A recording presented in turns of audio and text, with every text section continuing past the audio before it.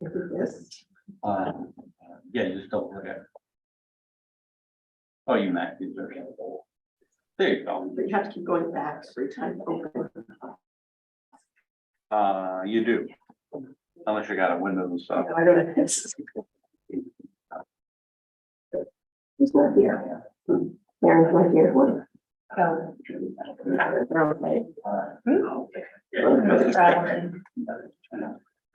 Okay, we're live, we're running.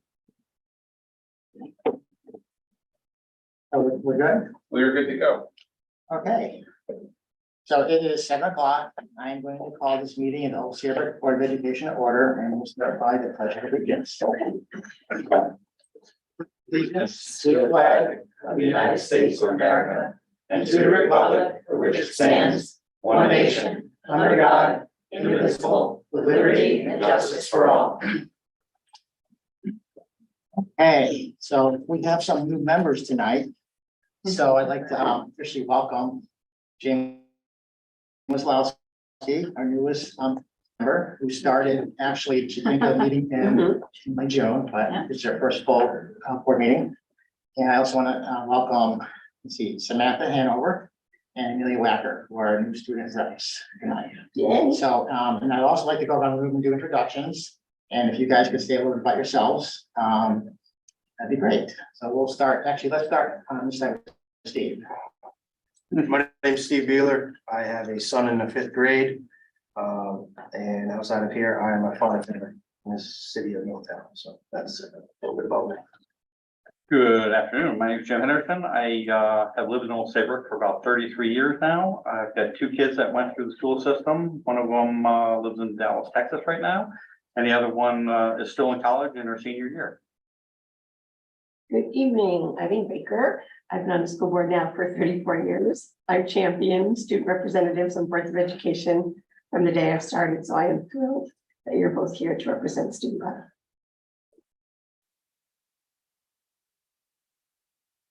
My name is Alan Hyla. I'm Vice Chair of the Board of Education. I think it's about 10 years that I've been a member of the Board of Education. I just retired from the state of Connecticut after almost 35 years. Welcome. Trevor Nichols, I've been on the board for almost 2 years. I'm the board chair. Both my boys are out of school. My oldest is in college, graduating this year, and my youngest wants to be a plumber. And I want to welcome all 3 of you guys. You know me, but what you might not know about me is I was once a high school English teacher. And I have a dog named Maddie, who's actually adorable. Hi there, I'm Karina Julius. My youngest, I have 2 boys that went through the school system. My youngest just graduated last year. And when I'm not in the Board of Ed, I work at Yale University. Nice to meet you. I'm Jane Wislowski. I've lived in Old Saybrook for 24 years. I too have 2 young men that have just headed off to college. One's a junior and one's a freshman. So, and I'm excited to be a member of the board. I'm filling George King's position. Hi, I'm Amelia Wack. And I'm a junior at Saybrook High School, and I'm very excited to be here as a representative for you guys. I'm Sam Hanover. I'm also 16. I'm also very excited. I think this is going to be a really great opportunity for us. Welcome. Okay, the first item on our agenda tonight is our audience of citizens. Trying to get anybody online? Double check. You're not. Okay, so we'll pass over that. And the first item.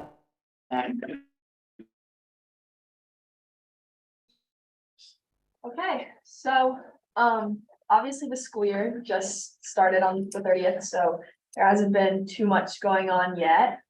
But a lot of clubs are having their first meetings and they're working on recruiting the new members, talking to freshmen, getting them to join, a lot of that. I know Youth in Government just had their first meeting today, so a lot of that's happening. In the school, we have a new phone policy. So all of our phones are required to be in our backpacks or our pockets at all time. And if they are seen, then they have to go into a shoe rack that is hanging on the wall. Some teachers require your phones to go into the shoe rack as soon as you walk into class, so there's no possibility for distraction. A lot of students are not quite happy about this, but I definitely think it is working on decreasing our phone use issue. But yeah, there's a lot of upset about that. Also, I've heard a lot of chatter about the removal of the banners from the gym. A lot of students and parents are not quite happy with this decision. They don't feel like it's right to do that to the student athletes. Let's see, freshman orientation happened a little bit before school started. The link leaders came into school for the Monday and Tuesday before orientation happened, and the day went very smoothly. And then the freshmen had their Camp Hazen trip on the 31st, and a lot of freshmen expressed a good time. The link leaders said it was good. Administrators, so Mr. A, Mr. Plotkin, Mr. Saunders, and then the administrative intern, Ms. Payne, have been holding meetings for each grade. I think the last one was today, actually, and they've just been discussing a lot of this year's expectations, like the phone policy and parking and all of that. I've also heard a lot about how lunch now costs money. Students are not excited about that either. It's been free for the last year or so, and I understand that that couldn't happen forever, but there's some disappointment. Other than that, I think it's been pretty good. We've been going very smoothly, besides the first week, which was really, really hot in the building. We had to have a couple, like a half day and stuff, but other than that, in school's been very nice. And also, as you may have heard, the drama club has been starting they had their auditions today for the fall play, which is going to be Pride and Prejudice. They also announced that the spring musical is going to be The Little Mermaid, which I know a lot of people are very excited about, probably because of the Little Mermaid movie that just came out. As I said, their auditions for the play were today, and a lot of people in drama are very excited. They look forward to this every year. It's their favorite part of the year. A lot of them say the play and the musical. And I know that a lot of students in our school who don't participate in the musical or the plays are very excited about watching them. And the tech and woodworking class is getting involved this year by making this set for the play. Also this year, we are putting into place the new system of student government. So last year, there were some elections that were held for different positions in the student government. I know we have president, vice president, press secretary, press secretary. One more. Yeah, what? There's one And more. there's another. But students are very excited about this new form of government because they think that a lot more is going to be able to get done since it's a more organized system, especially with each grade having their own individual system. A lot of students who are involved in the executive board and who were involved last year said they didn't feel like a lot was getting done. So they're very excited about it being more organized this year. So sports has been off to a pretty solid start. Girls soccer tied Ledyard 0-0 in their first game, which was on the first day of school, August 30th. They also played in the Jamboree tournament. They lost both games. They lost to Mercy 1-0 and they lost to Farmington 3-0. And they had another scrimmage against Terryville and lost 3-2. Boys soccer has had a very solid start with their scrimmages. They had 8 scrimmages. They won 6 against Stonington, Ledyard, Wilton, Northwestern, Jonathan Law, and Old Lyme. Against Old Lyme, they won 9-0. So a very solid game for them. They also tied two other scrimmages against Daniel Hand and Massive. And they also played in the Jamboree tournament. Field hockey played a scrimmage against Sacred Heart, again on the first day of school. They lost 2-0, and they lost another scrimmage on Tuesday against East Lyme. And then lastly, football and cheer, as you may have heard, combined with Morgan, they're now MSW. A lot of students are very happy about this and very excited about this change. They're really anticipating the season because they believe that it's going to lead to our football team being a little bit more successful than they have been. But I have heard a couple of concerns from the football team about transportation among schools and how it makes it a little bit more inconvenient to be combining 3 schools instead of 2 schools. But I know that the students are very excited about. And they had their first game against Lyman Hall. Oh no, it was against HK, which they won. They won 44-20, so they won pretty significantly. So yeah, it's a really nice change for this year. That's a concern. Yeah. Yes. So good. Yeah, I think that's pretty much it. Okay, any questions for our reps? Jeff? Will they be having any football games at the field behind the high school? I believe that most of their games At the turf? are going to, yes. Yeah, I have a feeling most of their games are gonna be at the turf, but I think there will probably be a couple of Morgan. I've heard that a lot of Very it, yeah. nice. It's actually flipped. It's most are gonna be at Morgan. There will be at least one game at Old Saybrook. One game, That was a okay. point of contention last year. Yeah, that was a concern that people had, but the fact that they, I mean, after not winning for a couple of seasons, to clearly, the identified problem, which is our team was just too small in number, has made a difference. Friday Night Lights will be good now. Maybe the next I'm step, kind of right? excited. No, I just want to congratulate you on great reports. I have a question, so about the phones. Do you think that it's mostly, I mean, if there was an emergency, the front office would be in touch with? I'm sure, Yeah. with the student, and that's probably the issue, and people don't really need to use the phones for time. I mean, unless there's not a clock in the room. No, yeah, there's clocks in all the rooms, the front office, there's new like a new dismissal policy, so. To be checked out of school early, your parent has to either call, like send a written note with a signature 2 days in advance. And then they can check you out, so you'll probably know that's coming anyways. But yeah, like, we're not even allowed to grab our phones if there's a fire drill or anything, like, you just gotta go straight outside. Thanks so much for the great update, fabulous girl. My question's in regard to the phone policy, but this is more for administration. So they said some teachers only require you to put it in the shoe rack if you take it out in class. And other teachers require you to put it in the shoe rack no matter what. What does our policy actually state? So I think this is a regulation that the high school did, because our regulations are different for each school. It's no phones, obviously a good one. They're in the bags on the hook in the room. At the middle school, they're in the lockers. And so the regulation that the high school wrote would have to be described by Mr. Anastasio, who is up there not ready to talk.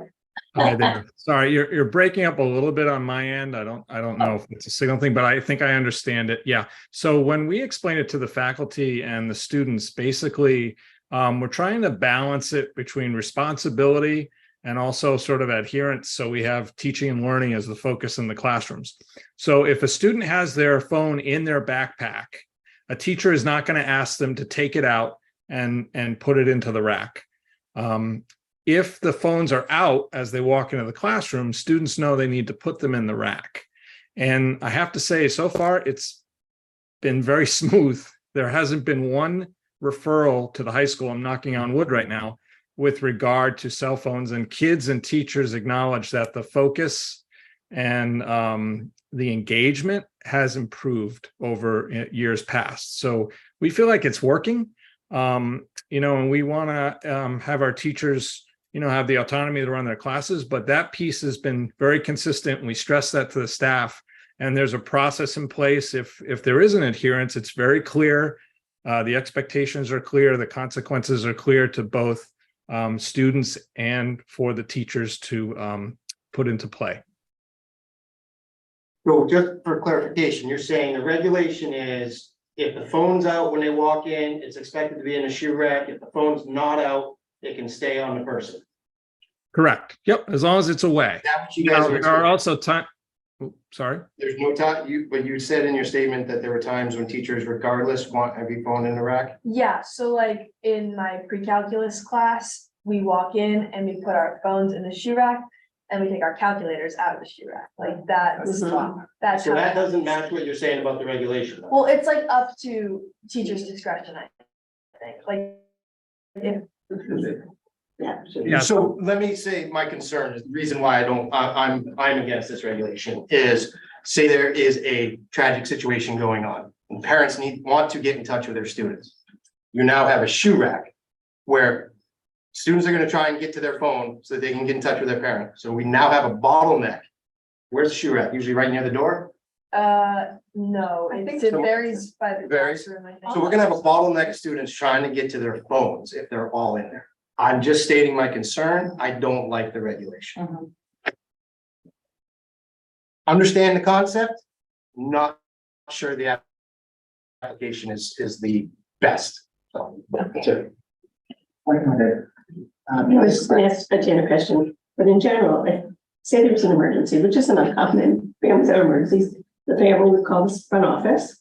And the front office would be able to contact the student in the classroom to come out. Yes, and of course, remember, every time class is over, the students pick up their phone, they'll be able to see it there, yeah. But during class, I mean, when I talked to the university, you know, they could call.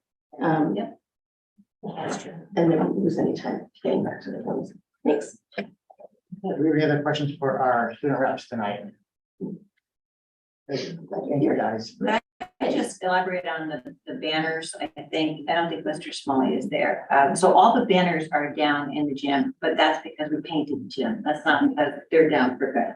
They're down right now, and a committee has been formed to determine how to celebrate not just our current athletes, but all our athletes throughout history, which Brendan tells me is 400 and I'll forget the rest of the number. Lots of athletes who won individual awards like state or national championship. So since we can't fit them all and it's rather sporadic, some are up, some aren't.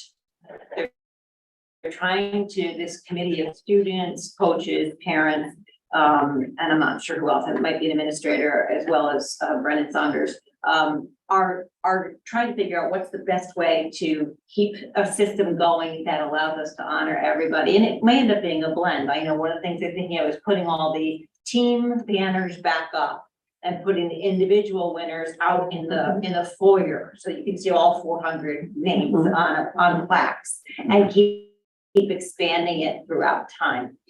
So that's one of the things that they're looking at. They're looking at putting the banner system back as it was. They're looking at getting rid of the banner system altogether, but no decisions have been made, and no decision will be made unilaterally. It will be a recommendation from this committee moving forward.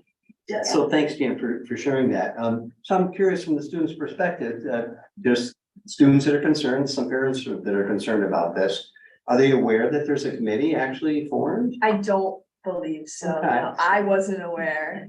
Yeah, so that may be something to communicate, certainly, or make students and parents Yeah, aware well, if it's not already. I think Yeah. both of us will definitely Talk to spread that around. superintendent. A lot of people. Yeah. And I think too, just to echo that, I think there's been a Facebook presence from Old Saybrook schools recently, which Yes. is wonderful. And I think there's an opportunity to get ahead of it, because there is a lot of energy in the community around this, and bad information and angry information is being spread. Right. And I think there's an opportunity to put some posts together to get ahead of it, so Right. that people get the facts. So I know we did send out the notice that a committee had been formed of what were people's thoughts, and that was when things seemed to be very heated, and then I haven't heard anything since then, but maybe they need to hear another update, like the committee's meeting again. Right. Did Yeah, meet well, again. because yesterday there was a post that said, the banners are down, they didn't listen, and this is all Well. the Brendan Saunders' fault, like they. It's really not fair, they're just. Okay, Yeah, all right, good, thank Steve, you you. had a question? Yeah, who will the committee be making their recommendation to? Administration, yeah. Whatever it is, just let's all keep this in mind, and this is something we need to share. This is about honoring our athletes more completely Mhm. than we have in the past. Because you look up and you see like these three people won track, state or regional championships, New England championships. And you're like, but didn't soccer, what about, didn't we have basketball teams that did that? So they are, the individual awards. We need to find a way to honor all of those people or none of those people, and I would prefer to do all.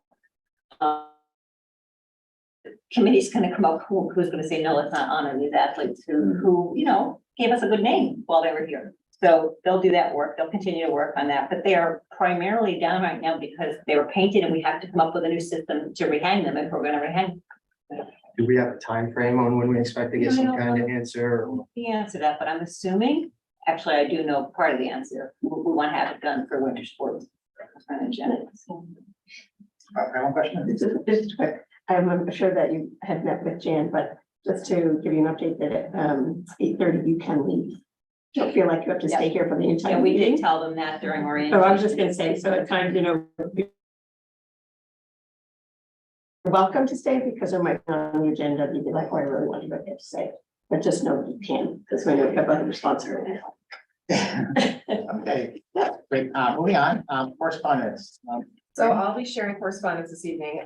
There is a thank you note from Kathy Bai to the board, thanking us for her retirement party recognition. And there's also a letter from Fran Rabinowitz, who's the executive director of CAP, recognizing Jan for her commitment and dedication to CAPS, and she is now the president-elect. And so this is a very, very glowing recognition of Jan's commitment to the work that she's been doing with CAPS. So I'll pass that around.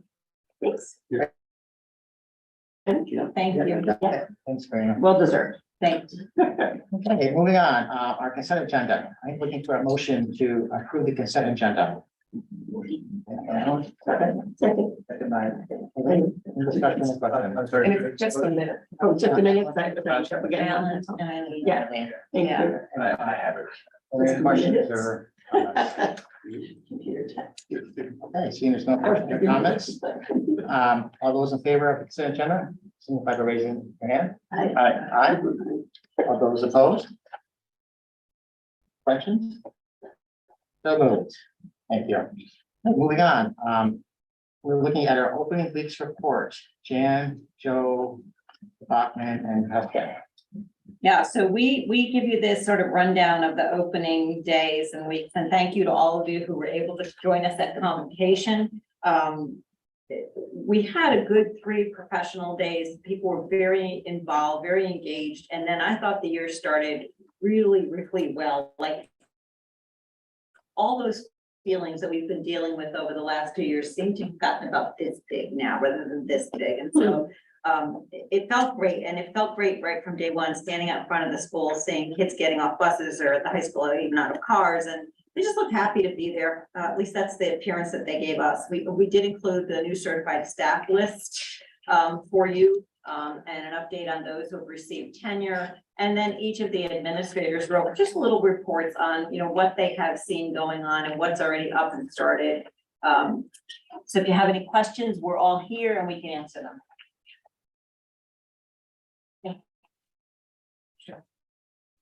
Steve, you first. Sure. Sort of double question. So we have 10 new certified staff. How many employees left our school system 22-23 at the end of it?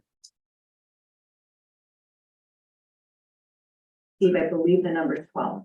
And the follow-up is, do we do exit interviews We do. on, were all 12 done?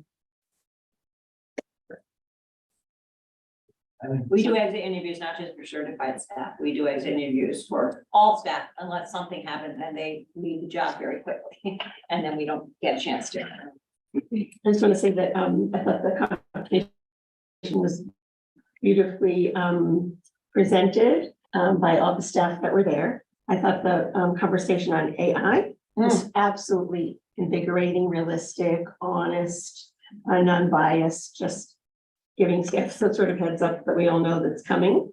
And I thought he actually was wonderful. And I asked for the slides and he was very welcoming to send them because I thought I wanted just to review them. And I just wanted to do a shout out if it's appropriate. I was helping a family that was here from another country and their child. This is a shout out for you, Heston, and your staff. So there's a child who entered pre-K, very excited, didn't speak a word of English, couldn't wait to go to school and couldn't wait to go to school. And I was helping that family because I speak Spanish. So the child got on the bus, the ride, no problem, got to the school, went into the classroom and just had total meltdown. And totally we could understand it because she couldn't speak English.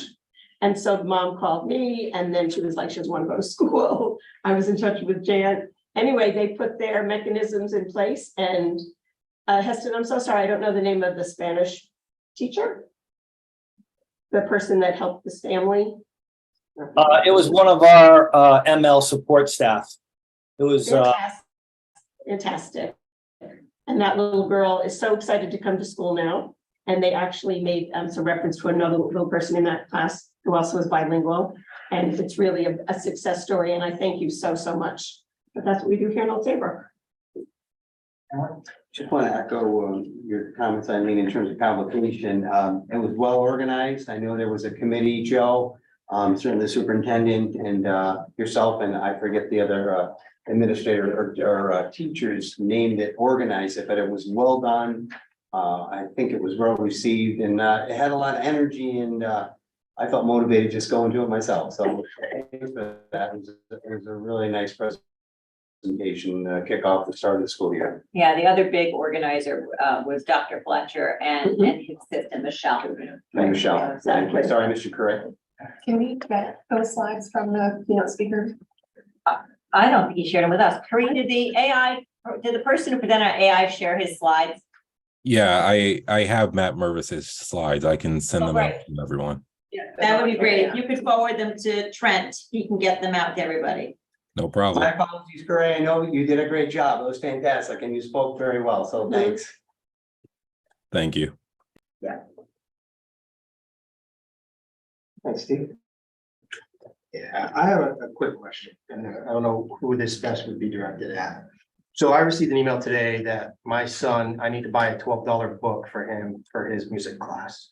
And I'm confused as to why I have to buy a book, a textbook that's required for his class.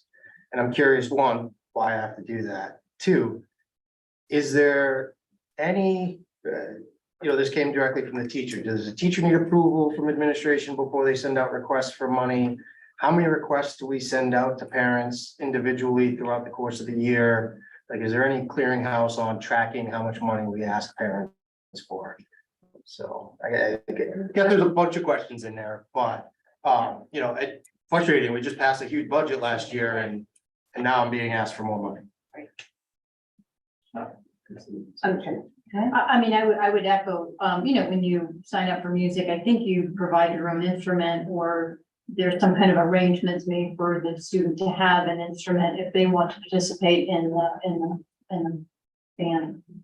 Why don't I find out what this particular situation is, so we can make it an agenda item on the 26th. Okay. Okay, thank you, everyone. Our annual evaluation report. Jan, you and Dr. Fletcher. Yes, I'm gonna just introduce it and then turn it over to Dr. Fletcher. Every year, we're required to tell you that we have completed evaluations and what we focused on in those evaluations. I think you should, I'm hoping that the Board of Education knows what we focus on because you know our strategic plan, so I don't think it will be surprising to you, but Dr. Fletcher, if you would just kind of give the details of the report. Absolutely. Good evening, everyone. So last year we had 147 summative evaluations completed. There was also 8 administrator summative evaluations completed last school year. 2 student teachers worked with 2 of our team trained mentors last school year. We also had 5 mentor teachers working with 5 new teachers to complete the team process. As of last school year, the 22-23 school year, 3 teachers completed the team process. So this year we have 2 teachers who are on track to complete that process. Along with this, a lot of the professional learning that came from all the evaluation process focused on, one big one inside of our student services department was the learning around CT SEDS. We also had ongoing instructional coaching, social emotional learning, creating equitable learning environments for all students. We had ongoing professional learning around assessments and instruction, content area specific professional learning, typically led by our instructional leadership team members, and also experimental learning and the continuation of our project-based learning. So there was learning, professional learning around how we actually conduct project-based learning and lift that into our curriculum.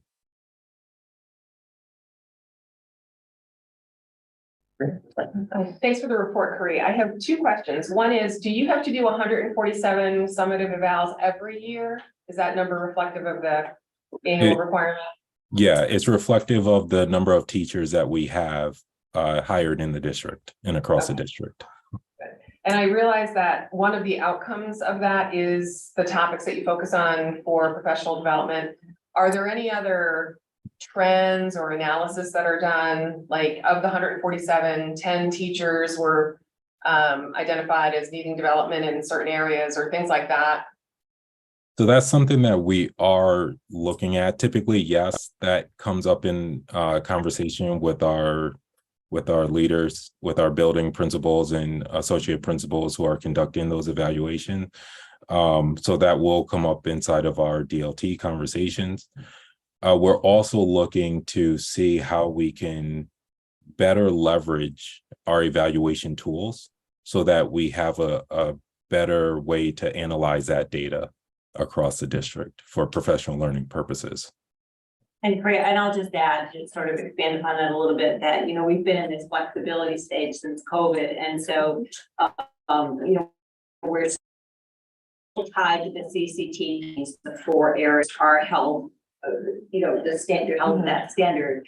And then they set local, personal, professional goals. And they are assessed on their achievement of those professional goals. Our process is really based on a growth model because at mid-year, if you're not meeting with success, there's tweaking done to the process. And then in the second half of the year, you know, that gives them time to make improvements. I think that the new model that we're working on right now will allow us to dig into that even more deeply because it gives us a lot more freedoms to really localize and to choose the rubric that we want to choose. And we may go with CCT, we may not, but at least the local group gets to decide that.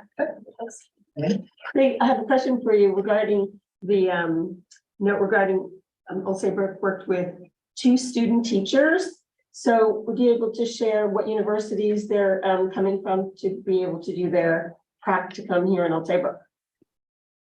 So that information I don't have, but I can get that information. I couldn't tell you right now which universities we worked with for those for those student teachers who joined us last year. That's okay. Maybe you can share it. I'm just curious. Some come from Southern and Eastern, but I wasn't sure. Or other places. Yeah, one was in health PE. I can't remember. Does anyone remember what the second one was in? Any administrators? I think we had one in social studies. Right, okay. Health PE and social studies. Yeah, we can find out the universities. And we get them from everywhere. We get them from Central Southern, UConn, Fairfield, Sacred Heart, UHeart, for a lot of the music. Nice. Yeah. Any other questions? Maybe 100%. Moving on, student enrollment.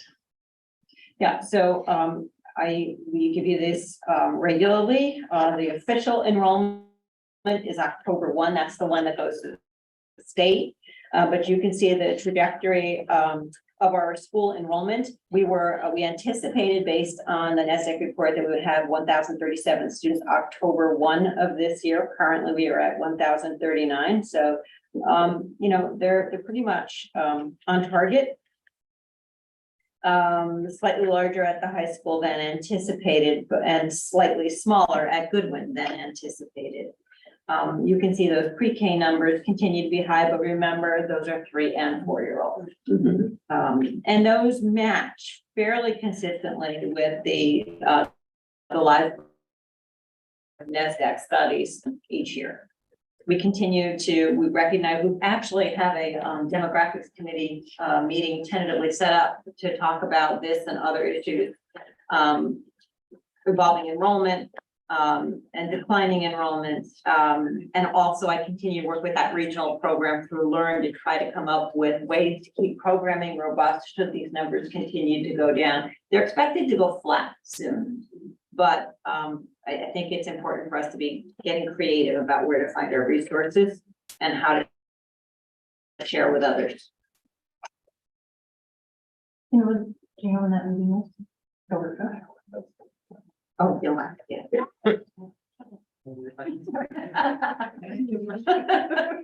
I have a quick question. Yes. I'm so sorry. I don't know if this is for Jan or maybe for Sarah Smalley.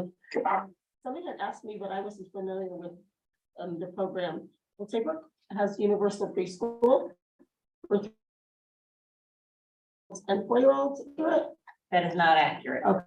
We have, we prioritize 4-year-olds. We have no payment now towards tuition. We prioritize 4-year-olds, we prioritize students coming out of the Birth to 3 program. All of our 4-year-olds got in this year. I think there were 2 left on the waiting list, and I'm not sure if they still are left on the waiting list. And some of our 3-year-olds got in because they came out of the Birth to 3 program.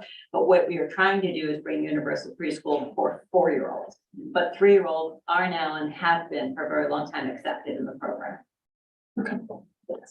Rita. Yeah, my question was, is there anybody that didn't get in? So you answered it, all the 4-year-olds that. Right, and Sarah, if you can unmute, I can't remember, were we able to pull the last few 4-year-olds who, by the way, enrolled after the deadline? So that was the difference. I don't know, were we able to pull them off? Are you there? Here, we tried to pull them off, but they had already made other plans for the year. So Okay. declined. Okay, so we were ready to pull them off. They had some Jan, the 3-year-olds that come from Birth to 3. first, yes. That's how we go. But in first. general, But if we had a year where we had all our 4-year-olds enrolled and all our birth through, we could consider continuing to add until Just 3. capacity. Yeah. okay, Yeah, we also try to strike a balance in that room of those who are sort of 3 and 4-year-olds, and you know, Thanks those so much. 3 is itty. Yeah, yeah, totally. That first day of Yeah. school. Yeah. So at the end of the day, we have. The whole day. Okay. And Colin. So Jane, you mentioned there's a demographics committee meeting coming up, but we hadn't had one in quite a while, right? So. Right. Is it typically, were we starting it or? Yeah, I think that we find that there's stuff to talk about now, so it's probably time, and I have some positive things to report too about some opportunities, and actually we'll talk about when we get to the legislative session tonight, some opportunities that we can take advantage of.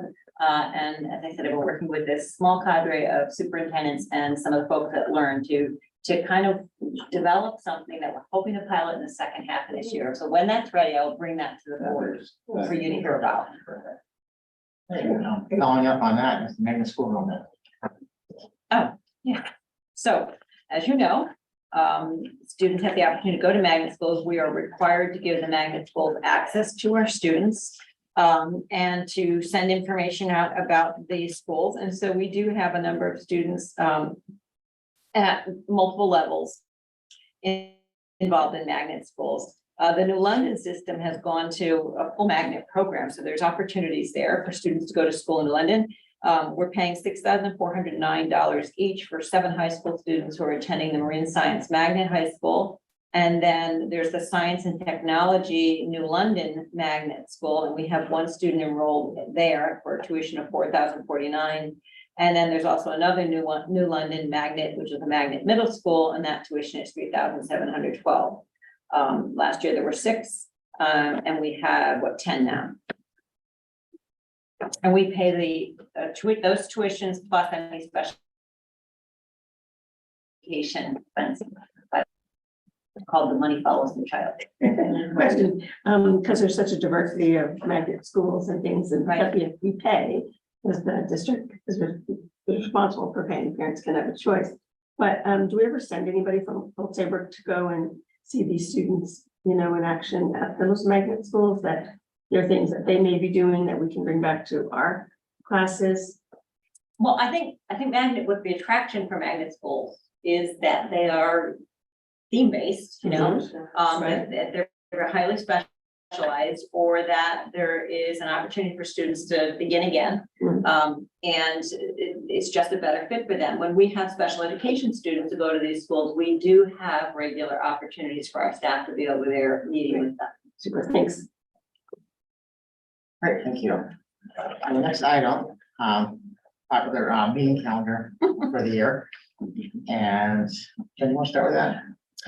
Oh, sure. So, yeah, the executive board met to talk about setting this calendar. They met to talk about first meeting of the year. They talked about setting this calendar. And they talked about meetings that generally take place, ones that we generally cancel, like April, Thanksgiving, sometimes one around the holidays. And they talked about really busy times in the calendar. And so they're presenting this tonight, but they also wanted to debate whether or not there are some meetings that tend to be light from year to year, or we tend to cancel from year to year. And is it something that we would like to consider deleting now?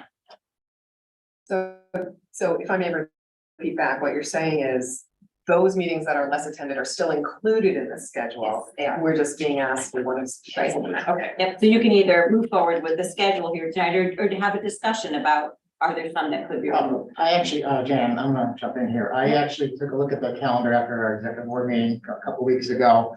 And I've identified 4 meetings that I would actually think it'd be prudent to cancel after that. And I was thinking about November 28th, which is right after the Thanksgiving holiday weekend. I'm looking at February 13th. So November 28th is not the week of Thanksgiving. No, it's right after. It's the week after Yes, Thanksgiving. we have Thanksgiving. February 13th. Why is that? What's happening then? Why is that? Quieter time. Just kidding. No, but I mean, how do you know that it's, I mean, I just saying that, does Jan necessarily? Well, I think that February has been quieter for us recently because we've been getting our budget done sooner. You know, don't know that it'll go the same way this year. Yeah, right, that's what. Is there, have you identified which of the other meetings might fall during spring? Like last year, we had. Yes, one I fall did, during yes, I spring. did. I mean, well, first, let me just finish what my proposal was. February 13th, I was looking at April 16th. It's a potential date. Is that because that's during spring break? Spring break, It's not. it's not gonna be very right. No April meetings can go during spring break. April The 16th, week before. It's not always possible. That's the week and I was before. looking at June 25th, which is after. For graduation. Which we typically do. So those are 4 meetings that I would like to consider. Pass that, Steve. Yeah, I just want to make a statement. I mean, we've talked in the past about the schedule being pretty heavy and there may not be a need always for 2 meetings a month. And we've also talked about how we can lighten the load on Jan and the other administrators. So I think I'm in agreement with anything we can do on that forefront to try and lighten that up. I do feel sometimes two a month can be a little redundant at times. So based on the proposal, that gives us 6 meetings this fall. And then we have our fall leadership meeting on October 24th. We have 6 meetings this fall. Then we have twice in January, once in February. We have a leadership meeting in March. And we have a meeting on the 26th of March, 1 in April, 2 in May, 1 in June. That's what I'm looking at. Does the 6 include the fall leadership meeting and really reduce us down to 5 meetings? Yeah, it's 5 meetings in fall and then 1 for the full leadership. I mean, Yeah, so my input really is like really to, I'd like to basically this evening or another time have Jan's guidance on it because if there's meetings that we really need to have, I think that's important not to be going till 11 and 12 o'clock at night like we used to many, many years ago. So I'm just gonna take her lead on it. So if there's a meeting, I mean, tonight I'm looking at these dates and I can put them in my book. But if there are things that come up, I would rather hear that Jan would say, you know what, you don't really need to have that meeting. I'm just saying. Yeah, so I think it's tentative, and I think for folks to make plans, that's important, so board members certainly. So if we schedule meetings and we schedule to not have them, I think it's important to try to stick to some variation of what chairman is presented, and then as Honey said, you know, if if a meeting's needed, certainly with the superintendent's guidance, we'll have a meeting and we'll know well in advance. The other thought I had, or a comment I would make is that I just wouldn't want it to be the shortened number of meetings be the detriment to the presentations that are given, because the administrators bring the students in for some fabulous presentations, and I would hate for us to miss that. And the last point I would make is, yes, I think we need to keep our meetings as short as possible. Everybody should participate as board members, but I also think that we need to move it along and not be here till, 10 o'clock on a board meeting. So I think we can come up with maybe a variation of, or table it for now, and talk about it again. So I appreciate you taking a look at the meetings and seeing which might be recommended for cancellation. I would propose that we stay with the recommended meeting schedule. I think last year there was a concern because some of the meetings did fall during vacation times, like the actual school break. And it seemed that currently none of these meetings are scheduled during those times. And I think that we can release them if they're not needed, like for the budget, we can say, you know what, we got through the budget early, let's release this meeting. But I would be hesitant to, cancel them today just for the sake of having fewer meetings. It's really driven by the business that we need to conduct. Are there any other opinions on Jen? And I appreciate what you just said with that, as to other town boards and commissions, that they do cancel when they, for those specific reasons, even though they kind of outline it for the year, and then they do cancel meetings when necessary and potentially schedule a special meeting if needed.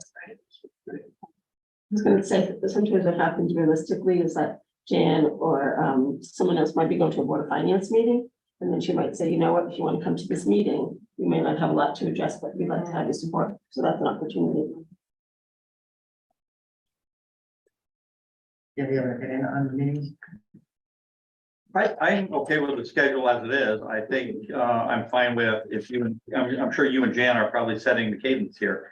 So, if you and Jan feel that for a specific meeting, and a week in advance, that meeting's not really necessary, we can take the small subset of agenda items that we were going to have and put it with the previous meeting, and then the other subset go to the following meeting, and we don't even have to meet, let's say, on the second Tuesday of that particular month.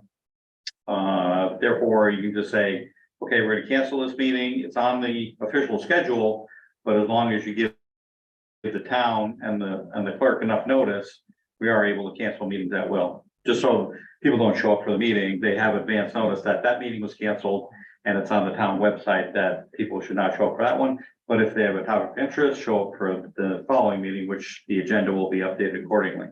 No, I'm actually fine keeping it as it is. I was looking for ways to give everybody an extra Tuesday during the month, and there was feedback last year, leadership meeting, about trying to cut back on maybe a few months of the year and a few meetings. So that's really what drove this conversation tonight. But the consensus is that we should keep it as it is. We can stick with what it is and make a motion to approve it as it is. So moved. I move that we accept the schedule of meetings as presented. Second, any other discussion? Okay, all those in favor of keeping the calendar as it is, say aye. Aye. All those opposed? Abstentions? So the calendar will be as it is. Okay, you want to go to the legislative updates? Yes, so I thought it was most appropriate to give you Kate's legislative update. I have Kate, I have CAF, I have Shipman and Goodwin's, I have a number of different ones, but I thought Kate made more sense because it's a board entity. And I do not plan to read through the many pages, and you've had it and you've got my highlighted notes. So things that I thought were particularly interesting, either to you or to the administrative team. And I did review this with the administrative team at a DLT meeting. A couple things that I will highlight. Special education students are now the responsibility of school districts through the age of 22. And my understanding is that matches the federal guidelines more closely. than ours, which was through 21, the year that they turned 21. The kindergarten law, so they moved the kindergarten start date, which I'm sure you saw all over the news, to September 1st. Which means that, you know, students have to be older, which might mean additional time in preschools, which are very expensive. So as you might imagine, parents are pretty upset with this. There is a little bit of a release valve that says that the principal, for some reason, can conduct an assessment and determine whether or not the student is ready to be a kindergartner. I don't know what that assessment looks like. Everyone's baffled by that, and we've been asking the State Department if that's going to be what we're going to do. We'd love to have a uniform assessment that's used from town to town rather than making it arbitrary. New board members are required to do some training, which I believe will be offered by CABE. Reads back. Yeah, everybody seems to be having trouble with the wireless tonight. Tech issues. Yeah, I think I'll blame my earlier tech issues on the website, but Jane, the what is that wireless. one for this professional development? Do we have a certain amount of hour? It's a training for new board members. That's all I know. And it has New to board be members. created, and I think Okay. Kate is gonna do it. Super. There's personal finance required, beginning with class of 2027, not a big deal for us because we're kind of there. The model curriculum that the State Department will put out will now include K-8 cursive writing and world language. Hello. So- Cursive writing, we're bringing it back. So world language, I was kind of looking forward to having a secret language that I could write in that only certain people would know. And now I guess the next generation will know it. And again, world language, kindergarten through 8, which again, we don't need to worry about. Yearly indoor air quality inspections, it's gonna cost us. And right now, it's very, very hard to find anyone who can do the inspections because every school district is looking for them all at the same time. So I was on a call today where a suggestion was made to a legislator that perhaps they could stagger that or extend it, so it's not every year, it's every 3 years, which is what I think it has been. Julie might know better than I do about what the current situation is, but these are things that are well-intended, but sometimes end up costing us a lot of money or create mandates that eat into our instructional time. There has been, we were able to get them to back up a little and consider some of the other things they wanted to do. They wanted to institute a number of other classes. They've instead formed study groups to kind of look at the impact, because we are very worried that our high school students will have their schedules entirely programmed by required curriculum and not have opportunities to take, you know, those art classes that you want to take, or cooking, or whatever it is that you enjoy, an extra math class maybe. So anyway, anything else that you want to talk about, if you give me the page number, I would be happy to go to it and explain if something really struck you as interesting.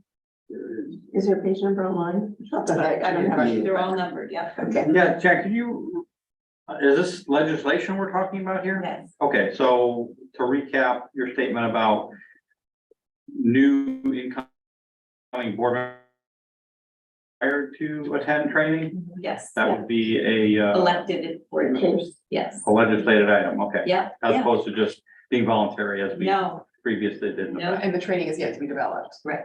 I was thinking we were ahead of the curve because we have that, you know. Although they already are offering school board training for new school board members, so it's already out there, and I know Jane, you're gonna participate in that, so it's not necessarily. There's also what people are running. Running, yeah. That's so right, when that's right. Running, I don't know if that's gonna count towards that. Oh, I see, just for.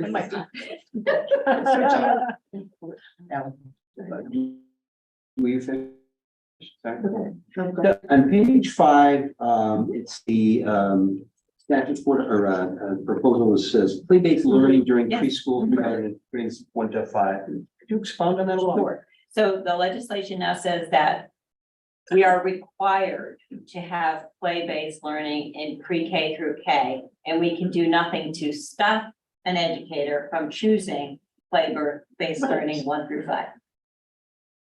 So I haven't had a chance to read all these, but I think they're very fascinating. So the question is, at some point, perhaps might some of these things impact policy?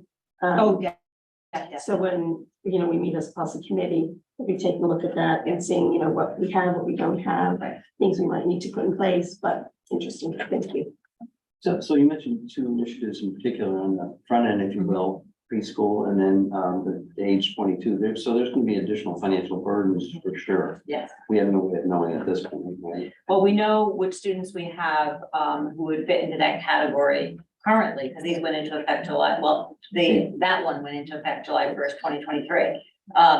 But yes, down the road, we will need to plan an additional year. We didn't get caught in a situation where we were not financed appropriately. We have, I think, one student that might fall into this category, but there are some districts that have a lot that they'll have to figure out a way to absorb that in this year's operating budget. And that's our complaint all the time with legislation. You legislate in June, it goes into effect in July. We've had no time to respond to this. And so often we find ourselves catching up and, getting the policy in place in December when the law went into effect in July.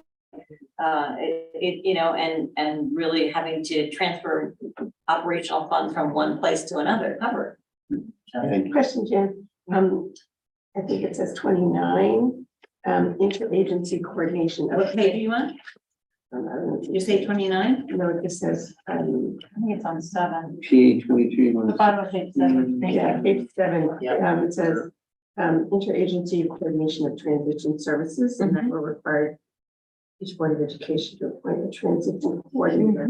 What is a transition coordinator? That's a big word, but maybe there's a lot, so I just be curious to know what is a transition coordinator? Sarah still on there?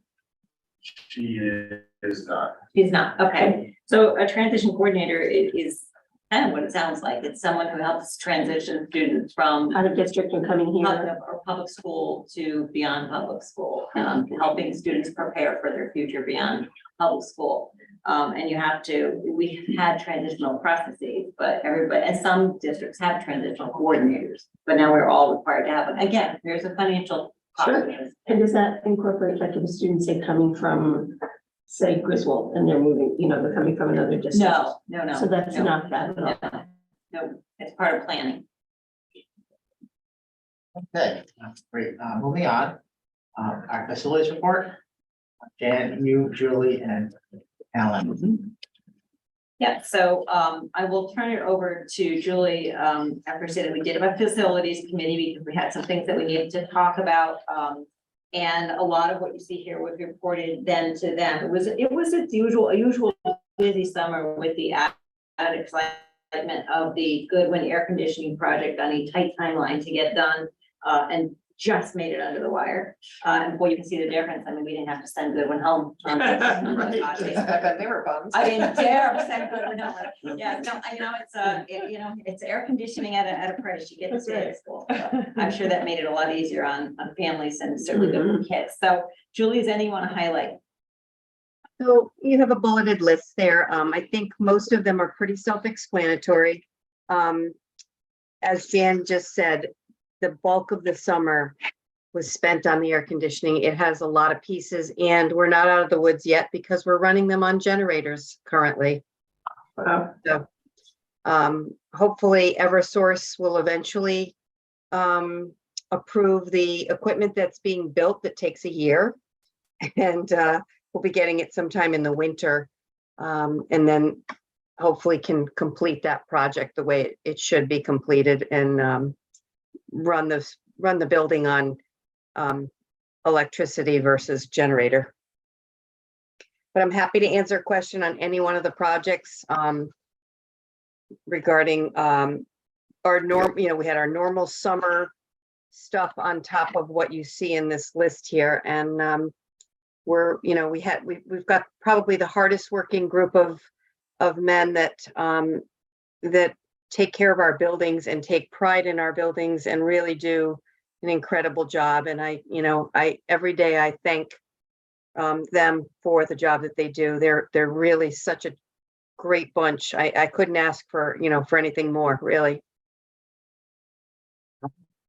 Just a comment, Julie, thank you for the report. There's 18 enumerated items here. The last thing, the biggest, number 18 being the air conditioning. It's fabulous, phenomenal. We think, as a board, we thank the custodial staff. You drive into the parking lots and they're all resealed and lined, and it looks wonderful. You get into the buildings. I've been in the high school You know, it's just all the work that's been done every year. It's a pleasure to walk into the schools. And so thank you to the custodial staff for all the work they did. Thank you for being creative with the air conditioning unit, not having a full cooperation with our local utility provider, or I should say cooperation, but strike that comment. Yeah, alignment, there we go. It wasn't quite a line, but you were creative, like getting the generators in place, and thank goodness, because we had a heck of a first week of school, so thank you for everything.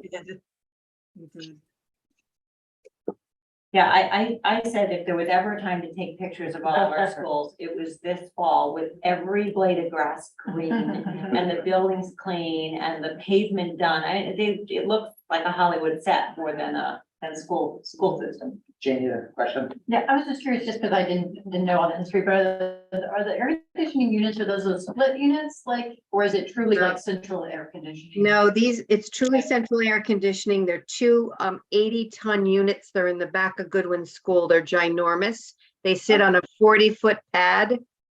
They're big units, and you'll be hearing from Jan and I soon about other options for other places. Mini splits might be more affordable, but they're a lot more maintenance because you have multiples. So there's pros and cons to all of them, but these are truly central air conditioning units, two of them. I think your Christmas card this year should be your picture in front of those units. She sent me a picture of them when they were put in place, and I wrote back, "Those are beautiful." And she said, "There's something named with us." I do want to say that Julie is about to embark on writing the next grant, because the next round of HVAC money came out from the state just the end of last week, Friday, I want to say. Thursday or Friday. So we will again try to get some money to either, depending on how they let us do it, reimburse this project, right? So that we have funds for the next one, starting to go into the next one, because clearly we'd love to get all of our buildings completely air conditioned. And I just want to add, oh, sorry, Jim.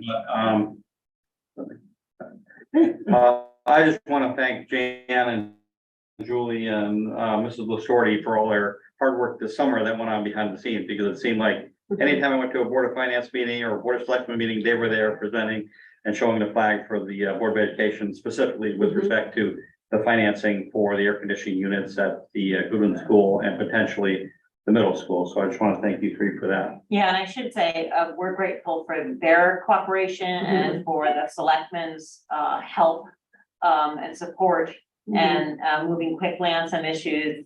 So it's gone well. Clearly the team was pulling together.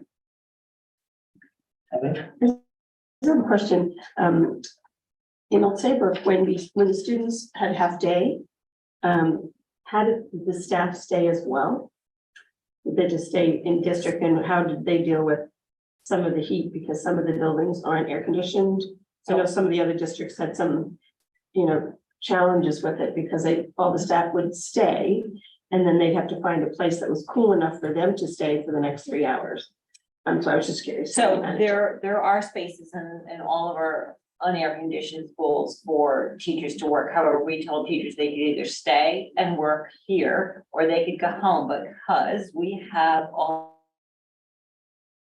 our training online, all of our PD training that's through November 1st, 3 hours or 4 hours of PD. So they had an opportunity to do that, because these two buildings, the high school and the middle school, were pretty uncomfortable in the afternoons. I think we're probably the only one that did that, but I appreciate the sensitivity given to staff so much.